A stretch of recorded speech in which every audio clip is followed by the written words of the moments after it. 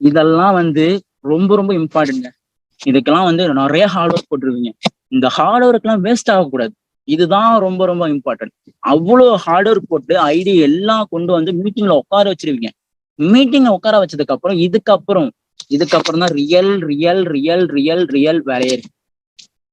என்ன real real real இத்தனை சொன்னா 4 ஸ்கிரீன் வருது, அதுக்காக நான் இவ்வளவு ரியல் சொன்னேன். So okay okay.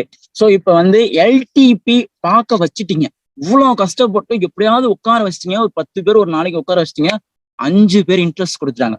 அதுல சக்சஸ் பண்ணது யாரு தெரியுமா? சரவணன் ப்ரோ. சக்சஸ் பண்ணது யாரு தெரியுமா? அந்த மீட்டிங் எடுத்த லீடர் சக்சஸ் பண்ணி கொடுத்துட்டாரு. 50% அவரோட எஃபோர்ட், 50% உங்களோட எஃபோர்ட். இந்த எல்டிபிங்கிறது அவர் சக்சஸ் பண்ணிட்டாரு. அவர் இந்த மீட்டிங் பார்த்துட்டு உங்ககிட்ட இன்ட்ரெஸ்ட் மெசேஜ் போட்டுட்டாருன்னா அவரோட ஒர்க், அவரோட டியூட்டி பர்ஃபெக்டா கம்ப்ளீட் பண்ணிட்டாரு. இதுக்கப்புறம் உங்க கையில தான் டியூட்டி இருக்கு. கால் வெரிஃபிகேஷன் எந்த அளவுக்கு நீங்க ஸ்ட்ராங்கா எடுக்கிறீங்களோ அந்த அளவுக்கு ஐடி கன்வெர்ட் ஆகும். இன்ட்ரெஸ்ட்னு சொல்லிட்டாங்கன்னா அவங்க விஸ்டேஜ் புரிஞ்சுட்டாங்க, பிடிச்சிட்டாங்க, பண்ணணுங்கிற மைண்ட் செட்ல வந்துட்டாங்க. அங்க எல்டிபி சக்சஸ் ஆயிருச்சு. இதுக்கப்புறம் வராம போறதெல்லாம் உங்களோட கால் வெரிஃபிகேஷன்லயோ அதுலதான் மிஸ்டேக் இருக்கும். சரிங்களா? ஒரு சக்சஸ் ஒரு பார்ட் பாருங்க.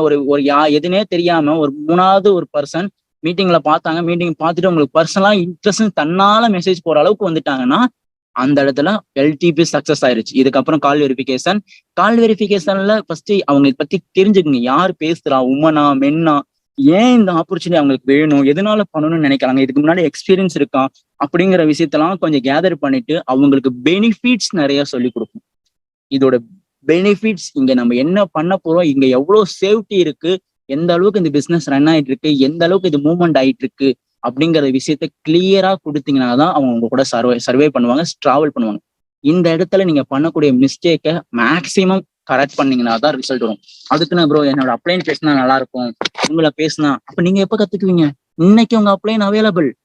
நாளைக்கு உங்களை மாதிரி 10 பேர் அவங்களுக்கு கீழே வந்தாங்கன்னா 10 பேர்த்துட்டு போய் பேசினாங்கன்னா அவங்க நிலைமை என்ன ஆகும்?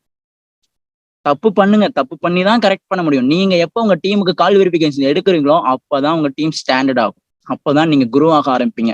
உங்க அப்ளைன் எடுத்து கொடுக்குறாங்கன்னா நான் இப்பயே எழுதி வச்சுங்க, 5% இருக்குங்களா, 5 கால் வெரிஃபிகேஷன் தான். 5 கால் வெரிஃபிகேஷன் உங்க அப்ளைன் எடுத்து கொடுக்குறாங்களா, 6வது வாலண்டரியா நான் எடுக்கிறேன், என்னை செக் பண்ணுங்க சிஸ்டர், செக் பண்ணுங்க பிரதர், நான் எடுத்து நான் என் டீமை ரன் பண்ணணும், உங்களை மாதிரி நானும் பேசணும், நீங்க பேசணும் நல்லா இருக்கு அப்படின்னு சொல்றதை தாண்டி நானும் உங்களை மாதிரி பேசணும், உங்களை விட பெஸ்டா பேசணும். அவ்வளவுதான். அப்படி வந்தீங்கன்னா தான் குரோ ஆக முடியும். சரிங்களா? எல்டிபி பார்க்க வச்சு கால் வெரிஃபிகேஷன் எடுக்கிறதாங்க ரொம்ப ரொம்ப முக்கியம். பார்ட் டைம் பண்ண போறாங்களா, ஃபுல் டைம் பண்ண போறாங்களா, இந்த இடத்துல அவங்க அப்ளைன் பேசுவாங்க, அதை லிசன் பண்ணுங்க. அதை விட கொஞ்சம் அவங்களுக்கு நம்பிக்கை கொடுக்குற மாதிரி ஒரு விஷயத்த பேசிங்கன்னா முடிஞ்சு. சரிங்களா? இதெல்லாம் ரெக்யூமெண்ட் ப்ராசஸ். இதுக்கப்புறம் தான் ரீட்டைனிங் ப்ராசஸ். ரீட்டைனிங் ஏன் பண்றோம்னா உங்களுக்கு கீழே ஒரு டீமை ஃபார்ம் பண்ண போறோம். இவ்வளவு தூரம் வந்தாச்சு, இந்த பிசினஸை நம்ம அடுத்த லெவல் கொண்டு போறது இந்த ரீட்டைனிங் தான். எல்டிபி பார்க்க வச்சாச்சு, மீட்டிங் போட்டாச்சு, ஐடி எல்லாமே உள்ள வந்து பண்ணியாச்சு. இதுக்கப்புறம் டீம் ஃபார்மேஷன் பண்ணணும். இதுக்கு முன்னாடி இன்விடேஷன் ப்ராசஸ், டீம் உள்ள ஆளை கொண்டு வந்துட்டே இருந்தீங்க. இதுக்கப்புறம் ரீட்டைனிங் பண்ணீங்கன்னா தான் உங்களுக்கு கீழே ஒரு லீடர்ஸோ ஒரு டீமோ உருவாகும். உங்களுக்கு டீம் உருவானாதான் அவங்களுக்கு கீழே இதே ப்ராசஸ் கண்டினியூ ஆகும்.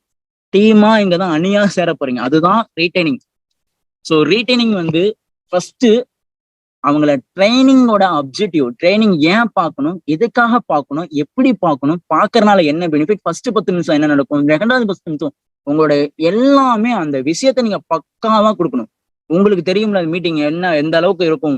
அந்த அந்த மீட்டிங்ல நீங்க கொடுக்குற ஹைப்னஸ், 1 நிமிஷம் வாய்ஸ் நோட் போடணும். 1 நிமிஷம் வாய்ஸ் நோட் போடணும். அந்த வாய்ஸ் நோட்ல என்டையர் மீட்டிங் எப்படி இருக்க போகுதுங்கிற ஹைப்னஸ் ஏத்திட்டீங்கன்னா அவங்க மீட்டிங்ல வருவாங்க.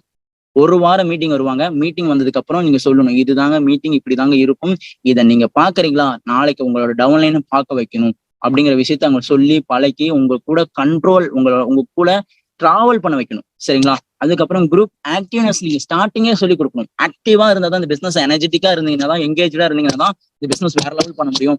உள்ள வரும்போது உங்களுக்கு எத்தனை பேர் வெல்கம் மெசேஜ் போட்டாங்க, நீங்க நாளைக்கு உள்ள வரும்போது அவங்களுக்கும் வெல்கம் மெசேஜ் போடணும். எத்தனை பேர் ஃபீட்பேக் போட்டுட்டு இருக்காங்க, நீங்களும் போடணும். இதெல்லாம் பேசிக், இந்த சிஸ்டம் இதெல்லாம் நம்ம ஃபாலோ பண்ணிட்டு இருக்கோம் அப்படிங்கறதெல்லாம் சொல்லிட்டு ஒரு பெரிய ஹோப் கொடுக்கணும். Biggest hope. இந்த ஹோப் தாங்க உங்க பிசினஸ் அவங்க நிக்கிறதுக்கான பெரிய ரீசன்.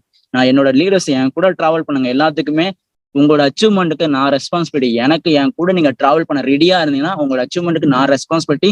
உங்க சைட்ல இருந்து நீங்க 100% போடுங்க, உங்களுக்காக நான் 100% போட ரெடியா இருக்கேன் அப்படிங்கறதெல்லாம் சொல்லுவேன், சொல்லியிருக்கேன், பண்ணியும் காட்டியிருக்கேன். சரிங்களா? அதெல்லாம் ரொம்ப ரொம்ப இம்பார்ட்டன்ட். பிக்கஸ்ட் ஹோப் கொடுங்க. சரிங்களா?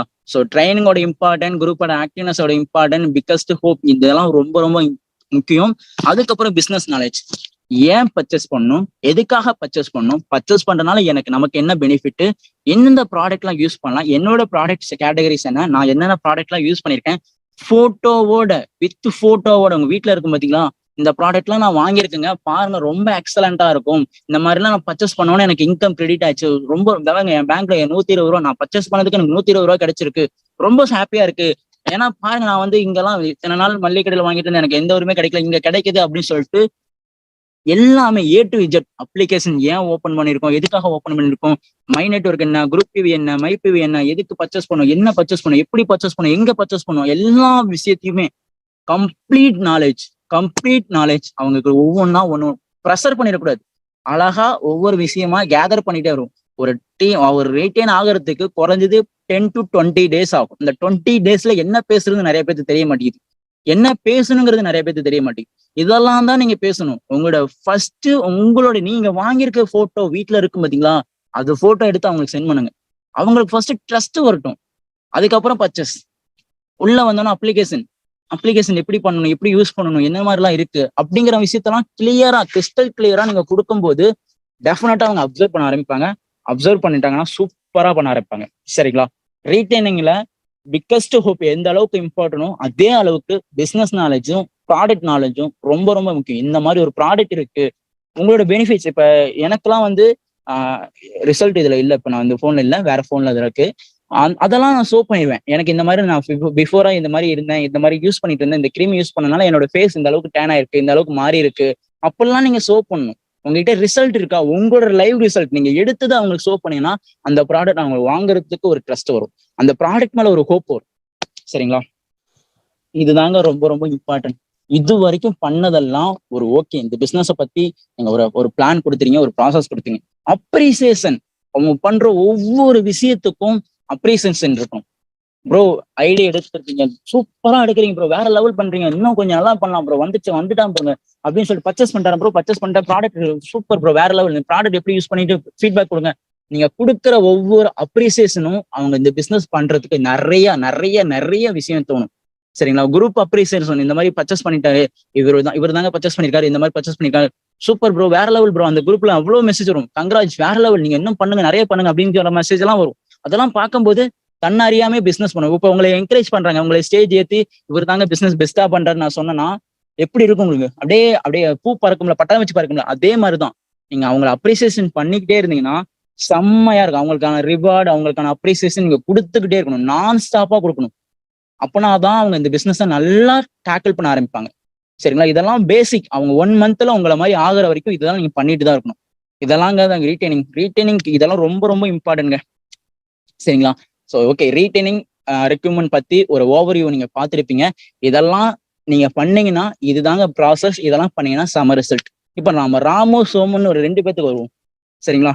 ராமு சோமு செம்ம ஆக்டிவ் பர்சன், 2 பேருமே பயங்கரமான எக்ஸலண்டான நாலேஜ், எக்ஸலண்டான ஆக்டிவ் பர்சன். சரிங்களா? சூப்பரா ஒரு எனர்ஜெட்டிக்கான ஒரு பர்சன், இந்த பிசினஸ் பண்ணணும்னு நினைச்சு உள்ள வந்த ஒரு பர்சன். சரிங்களா? ராமு என்ன பண்றாருன்னா, எந்த அளவுக்கு ஆக்டிவ், எந்த அளவுக்கு சூப்பரான நாலேஜ் இருக்கோ அந்த அளவுக்கு ப்ராப்பரான பர்சன். ஆனா சோமு எந்த அளவுக்கு எனர்ஜெட்டிக், எந்த அளவுக்கு நாலேஜ், எந்த அளவுக்கு ஆக்டிவ் இருக்கோ அதுக்கு ஆப்போசிட்டான சோம்பேறியான பர்சன். அவர் ஆக்டிவான பர்சன், இவர் சோம்பேறியான பர்சன். ராமு வந்து ஆக்டிவான பர்சன், சோமு வந்து சோம்பேறியான பர்சன். சரிங்களா? எல்லாமே 2 பேத்துக்குமே இருக்கு, A to Z. ராமுக்கு என்ன இருக்கோ அதேதான் இருக்கு, ஆனா ஒரே ஒரு சேஞ்சஸ், ஆக்டிவான பர்சன், சோம்பேறியான பர்சன். சரிங்களா? எதுக்கு மீட்டிங் வர சொன்னா வரமாட்டாரு, பர்ச்சேஸ் பண்ண சொன்னா பர்ச்சேஸ் பண்ண மாட்டாரு, பிசினஸ் பண்ண சொன்னா பிசினஸ் பண்ண மாட்டாரு, குரூப்ல ஆக்டிவ் இருக்க சொன்னா ஆக்டிவா இருக்க மாட்டாரு நம்ம சோமு. ஆனா ராமு நம்ம என்ன சொன்னாலும் எள்ளுனா எண்ணெயா இருப்பாங்களா, அந்த மாதிரி இருக்கக்கூடிய பர்சன்.